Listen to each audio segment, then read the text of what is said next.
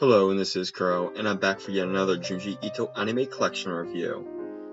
I'm just going to get it out of the way first. Spoiler warning is in effect. If you don't want anything spoiled about the episode, you should leave now, because I go into full detail about it. But that aside, I'm going to do this episode a little bit different, because I had some requests. Before each story, I'm going to talk about the anime quality and about the anime, and maybe the differences, and then I'm going to talk about the actual, story. So without further ado, let's get creepy. Okay, so the first story was Secondhand Record, and it was 34 pages in the manga. So with this story, in the anime, it was good. I really enjoyed how they actually interpreted the manga into the anime. It was slightly changed, and it was a lot shorter than it was in the manga. Not by much, but a little bit. And Paula's death was handled different, and you'll know if you haven't watched it, or you have watched it, then you'll know, because I'll talk about it when I'm actually going over the story. But yeah, Paula's death was kind of revealed to us at the very beginning in the anime when they were playing the music. That was cool. That was really cool. Instead of wasting time talking about her backstory later on, like the manga does, they kind of just got it out of the way. And they did it in a very creative way, which I really enjoyed. Yes, and in the manga, what you find out at the end of the chapter, the manga gives you subtle hints, while the anime doesn't really. They kind of skip over those hints. I don't know, again, if that was for time, or if they just wanted to have a different approach. But yeah, and then the last thing was just, minor things. Of course, a lot of these minor details in the manga, they'll skip over just for time's sake. And they're not very important. So overall, this story was good. I felt like the manga was better, and it was kind of it was okay. But yep. So let's start the story. Music. It is just anywhere you look in life, from casual radio to musicals and even religion. Music is almost like a spiritual food that we humans must consume in order to cope with the stresses of reality. This is where we find two friends indulging their ears in the perfect melody, lost in the world of music. But just as soon as it started, it ended just as fast. Similar to how one would treat a baby, one of the girls carefully took the record out and returned it to what appeared to be a blank sleeve. But why was this girl Ogawa so protective of it? Not only will she not let her own friend make a copy, she also won't even let her borrow it. Heck, even where she bought it seems to be a secret. Of course, being two teenage girls, this would ultimately lead to a catfight, ending in a possible ruined friendship.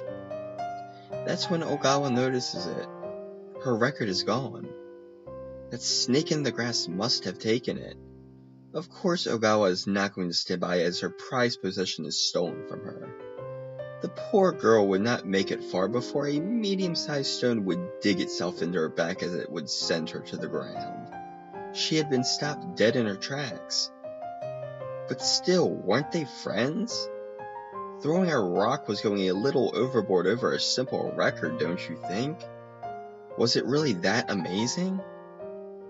Ogawa's friend must have thought so, as she only a few seconds later returned the favor by plunging a rock into Ogawa's face. Maybe not the best reaction, as Ogawa is instantly killed. Now, a normal friend would freak out at this point, but not this girl. No, hiding the body under a piece of tarp is all that went through her mind. But not only a few moments later, Ogawa began making noises. She was still alive? Whatever, it didn't matter. The girl had what she wanted, and that was good enough for her. The following day for this young girl turned into a scavenger hunt for anything that would play this holy record, as she did not own anything herself, only to hit wall after wall. After all, records were the thing of the past. CDs were the norm now. Very few people owned a record player anymore. That was, however, when a particular store caught her attention. A used and imported record shop. Now, this store surely had a player that the poor desperate girl could use to listen to her cherished record once, if only that. The owner, though, would have none of it. This was a business, not a use my stuff and leave store. But wait, that blank sleeve looked vaguely familiar. Yes, it was the stolen record that went missing a few months ago. Even if it was stolen, this dead-set girl was not about to let something that she fought so hard for be taken from her so easily. Before she knew it, the young girl found herself in a jazz cafe of all places. It seemed as if her luck was finally turning for the better, as the owner not only had a record player, but he also had no problem letting the girl play her precious record. The sound that followed was that almost like an angel. So peaceful, soothing, enough to calm any soul. That's when a fellow patron caught wind of the mesmerizing music. An abrupt beginning, an odd intonation with an unemotional singing voice. This man knows the song. Since the sleeve was blank and the girl's friend did not know either, of course she had no idea of the song's name, let alone the singer, so when this stranger began babbling about the mystery of the song, she could not help but to listen intently. The poor soul, Paula Bell. She was a young girl with much promise in the world of music. Already having a solid stance as a nightclub singer, Paula was ready to make her recording debut. Of course, though, misfortune had to strike, as the soon-to-be star was hit by a car. As a last wish, she requested to be laid on stage so she could sing but one more song. Unfortunately, she died before she could do anything. However, as the studio staff mourned, they, a few moments later, hear a noise. She began to sing. Noise came out of a dead person's mouth. It, however, did not last long, as her voice slowly faded away until silence returned. While in the middle of the singing, one of the staff began recording the strange phenomenon, hence the abrupt beginning, but only a few records actually exist. Reading the air in the room, the girl knows that this man is going to be bad news for her, so she quickly makes her escape. As she expected, the man begins to follow her. But oh boy, even the record shop owner seems to have found his way back to her. The girl soon finds her way back to the scene of her crime where she killed her best friend. That's when she notices that her friend is still there. Wasn't she singing before? She couldn't have been dead. But she was, as the manager shockingly discovers. This was her chance. She could finally escape. Climbing over the wall would not be that difficult. That's when she sees the face of her other pursuer. Must have been quite the shock as she falls from the wall to be crushed by the logs below. She too now is dead. And I'd guess she did not want the record that bad, seeing in the panic she had dropped it at the cafe guy's feet. That's when it started. Singing. Noise coming out of the girl's mouth, even though she was dead. Not only her, but Ogawa as well. The melody of the other world was once again in the air. So the last story of today's episode, the manga chapter was called Town Without Streets, and it was a whopping 70 pages. So far, the longest of anyone in this anime collection so far. So that's one of the reasons why this episode is so long. But yeah, they filed it pretty well, and it was such a great episode.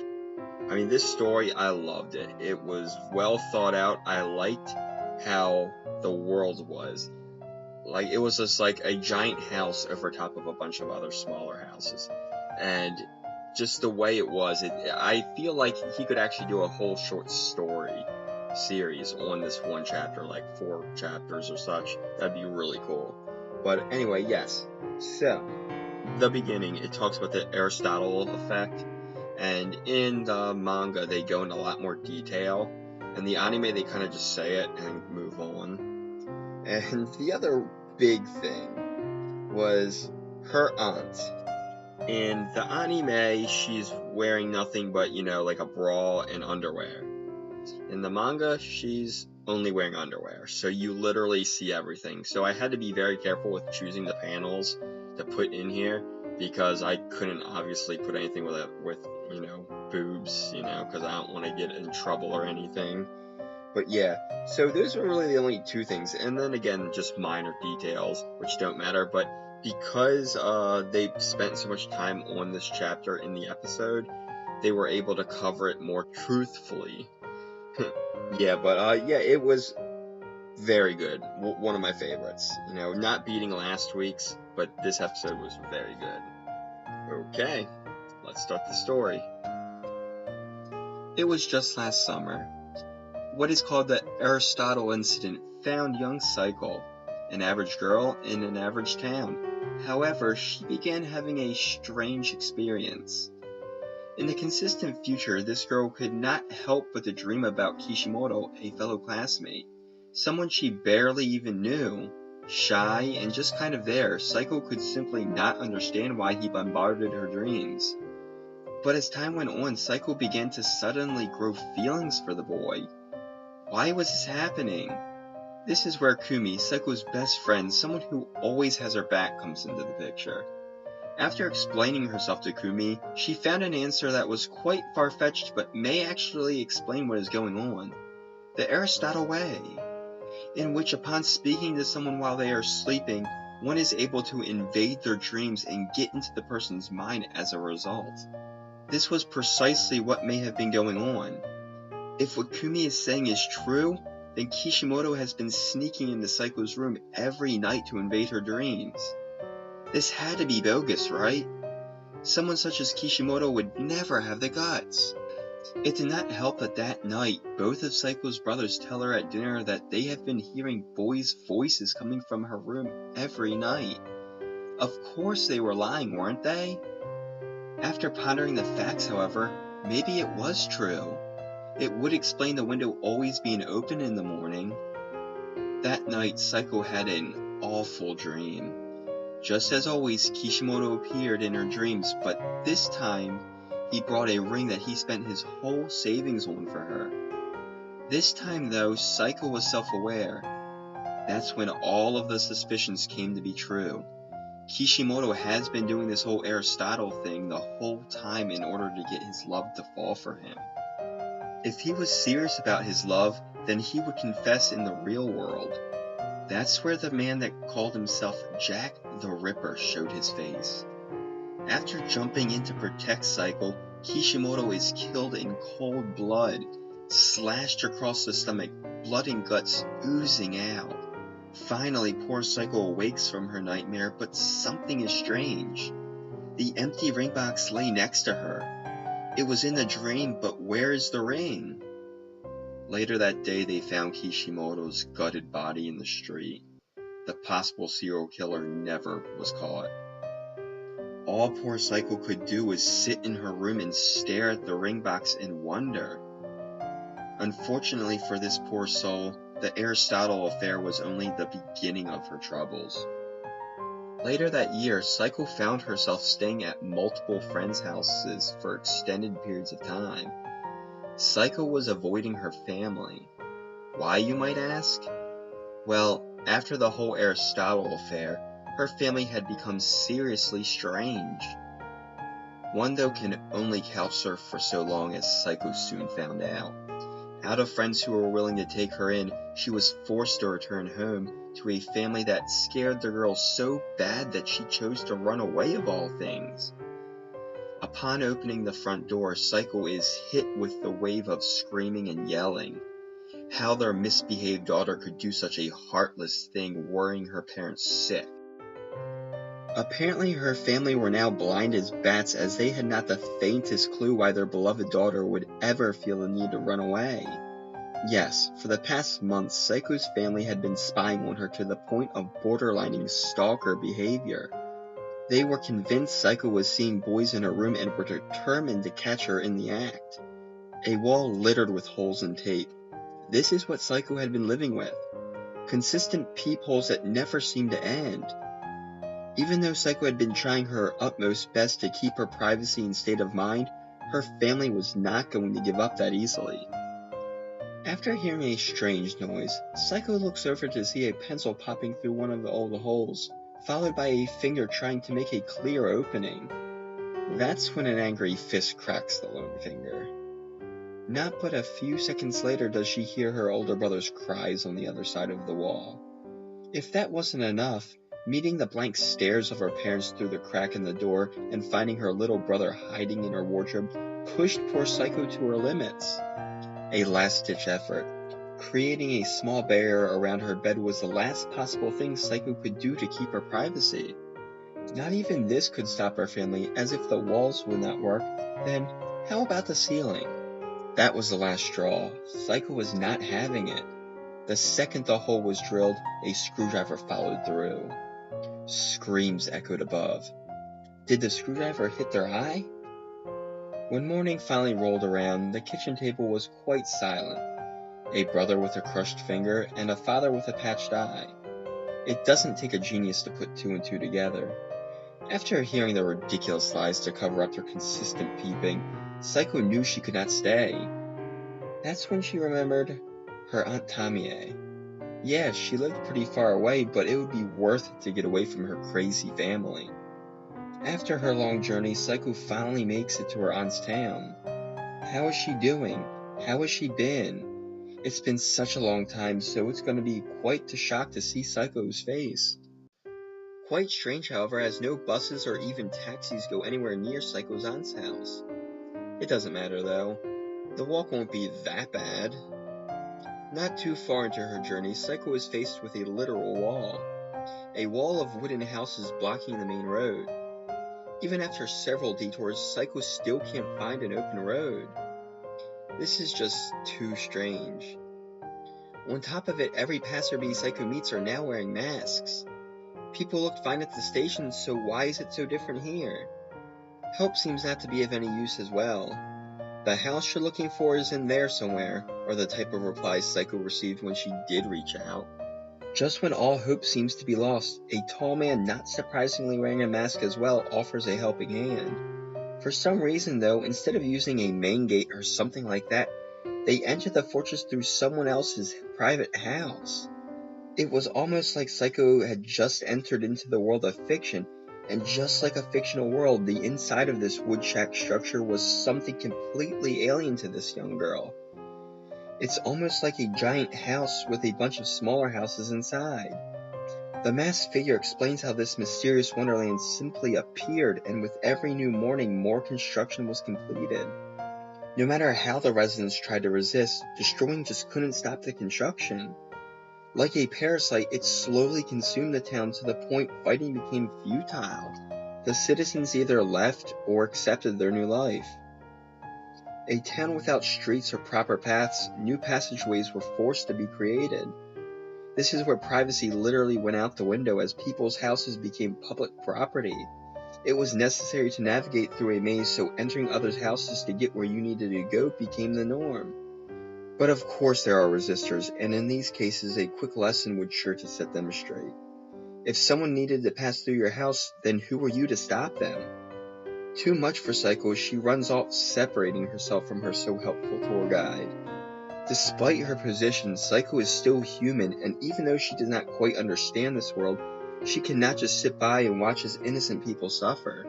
Luckily for Psycho, the couple not only explains what is going on in this place, but they also offer help so she can reach her aunt. Still, even after finding out that her aunt lives in the most dangerous part of the city, Psycho is dead set on continuing. After all, her poor aunt must be in dire help if the rumors are to be true. Psycho soon finds herself in the eye of the storm, as the further she adventures, the deadlier the people seem to get. Psycho, however, could never prepare herself for what was going to happen next. Yes, she finally found her aunt, but was this really her aunt? A woman in nothing but underwear stood before her, naked for the whole world to see. Surrounded by freaks and peepholes, Psycho's aunt rambles on as if all is normal. You see, if Psycho's aunt did not adapt to this new world and shed her skin, as she so worded it, she would simply have gone crazy. Resistance was futile, so she fully embraced it all, even changing herself in the process. But no amount of talking in the world was going to get Psycho to accept this. No, her aunt was wrong, and she wanted her to see that. That's when it hit her. Saiko knew she was not safe here either. She had to go. Something about her aunt pointing a knife at her did not sit well. As fast as she could, Saiko ran, passing creeps, murder victims, and even thousand-eyed monsters. But nothing was going to stop this girl from escaping this hell. Then, just like a hero arriving to save the day, it was Saiko's friend she had lost when she had entered this place. Desperate to the point of tears, she begs him to get her out of here. As they make their way to the stream for her getaway, Saiko notices something. It's the ring Kishimoto gave her in her dream. This man was wearing it. It wasn't hard for Saiko to realize the danger that she was in. Jack the Ripper stood between her and freedom. And just like in her dream, it was Kishimoto who had saved her from Jack in the real world as well. But now it was her turn. Saiko's time to die for this sick man's way of calming down. That's where the unthinkable happened. A knife pierced not Saiko, but her killer. It was her aunt. Before walking back into the endless maze of wood, she simply told Saiko, "Follow the river if you want to make it out of here." Saiko's aunt was gone. Choosing the twisted new world that was this hell, that would be the very last time that Saiko would ever see her aunt. Now to make it back to her home as well. Okay, that's today's episode of the Junji Ito Anime Collection review, episode 7. Tell me, how did you enjoy this episode? How was the review? Leave it all down in the comment section below, as well as to like and subscribe for more content in the future. This is Kuro, and I'm signing off.